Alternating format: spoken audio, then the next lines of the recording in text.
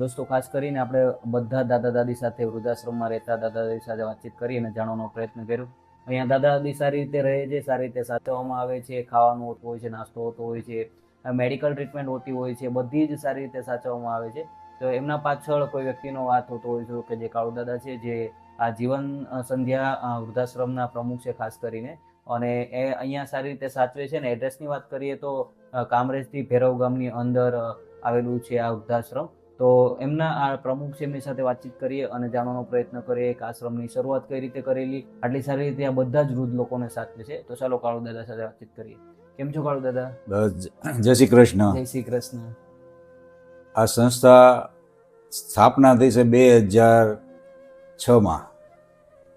જીવન સંધ્યા વૃદ્ધાશ્રમ સદગુરુ પ્રેરણા જીવદિયા ચેરિટેબલ ટ્રસ્ટ અને જીવન સંધ્યા વૃદ્ધાશ્રમ ગરડાગર માનવ મંદિરના 5મો વર્ષ